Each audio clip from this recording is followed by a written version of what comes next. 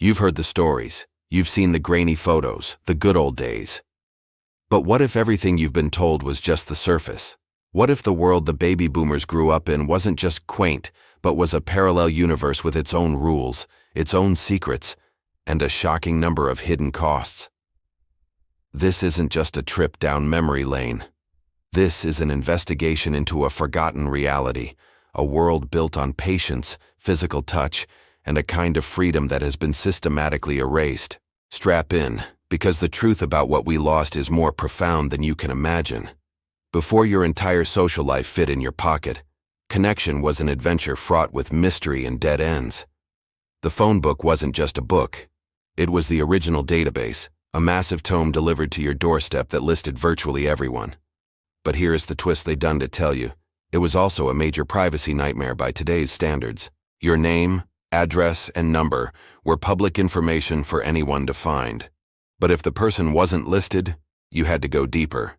You dialed 0 and connected with a human operator.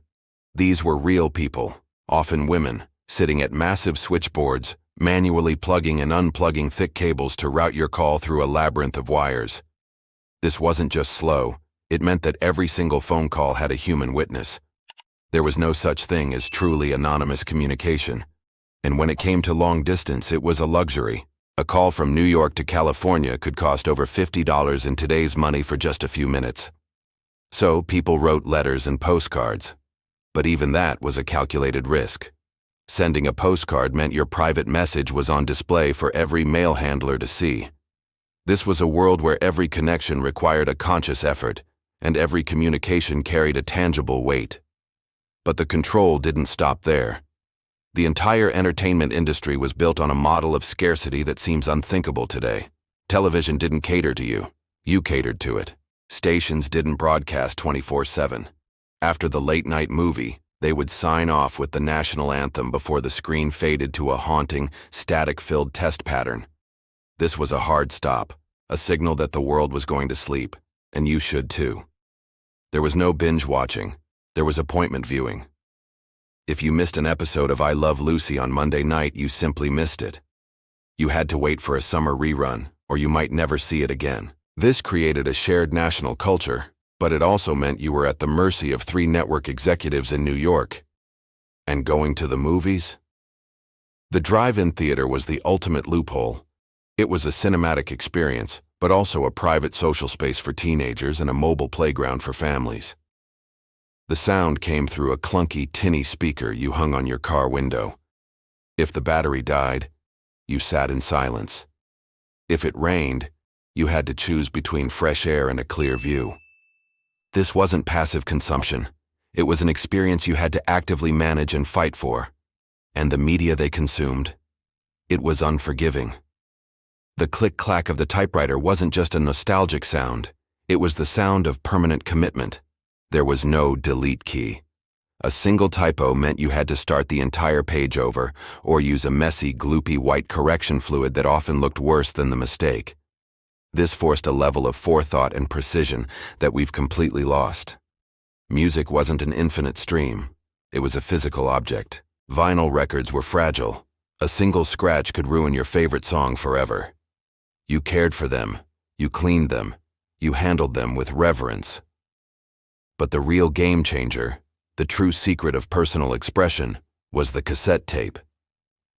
Creating a mixtape for someone was an hours-long, painstaking ritual. You had to wait by the radio for hours, finger poised over the record button, hoping the DJ wouldn't talk over the intro. You curated the order of songs to tell a story, to convey a feeling that words couldn't express. This wasn't just a playlist. It was a crafted piece of your soul, a time capsule of your taste and effort.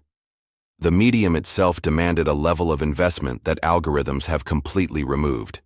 This culture of tangible effort extended beyond media and into the very heart of daily commerce and community. The local soda fountain wasn't just a place to get a drink. It was the original social network feed. It's where teenagers gathered after school, where gossip was exchanged, and where the community pulse was taken. It was a physical space you had to show up to be seen in. Similarly, the 5 and dime stores like Woolworths were Amazon before the internet. They were sprawling bazaars where you could buy a goldfish, a new lamp, a sewing kit, and a hot dog all in one place. But the most ingenious psychological tool of the era was the S&H Green Stamps program. This wasn't a digital point system. It was a physical grind. With every grocery purchase, you were given sheets of these little green stamps. You'd go home, lick them like postage stamps, and meticulously fill up book after book. The reward? You could trade a stack of these books for a new lamp, a toy, or even small appliances from a massive catalog-driven redemption center. This program created a powerful feedback loop of loyalty and delayed gratification. You could see your progress building up in a drawer full of stamp books. The thrill of finally redeeming them for a tangible product is a feeling that clicking redeem points on an app can never replicate. For a kid growing up in this world, freedom was measured in pavement and airwaves. The banana seat bike with a baseball card in the spokes was your first taste of independence and identity, and your roller skates weren't complete without the skate key worn around your neck. This small metal tool was the only way to adjust the clamps to fit your shoes. Lose it, and your afternoon of freedom was over.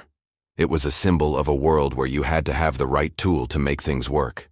But the most radical freedom existed in the ether. Ham radio operation was the dark web of its day, but for good.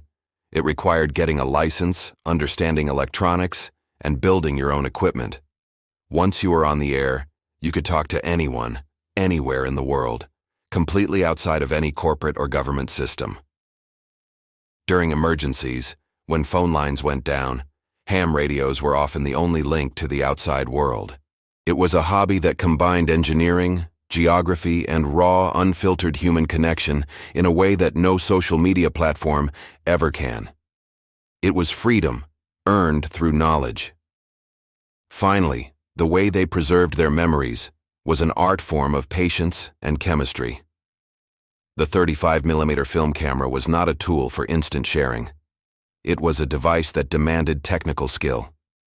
You had to manually focus, set the aperture for light, and adjust the shutter speed for motion. You had a roll of film with 24, maybe 36 exposures. That was it. You couldn't review your shots. You had to trust your skill and your instinct. Then began the wait. You'd take the film to a lab and wait days, sometimes a week, to get your prints back. The darkroom was where the real magic happened, a literal chemical process where images emerged from nothingness onto paper. A single photograph was a cherished artifact because you only had one copy. There were no backups, no clouds. If it was lost or damaged, the memory was often gone forever. This created a sacred relationship with the past that our endless digital galleries have completely diluted. So, where does that leave us? The boomer era was a world of walls and limitations.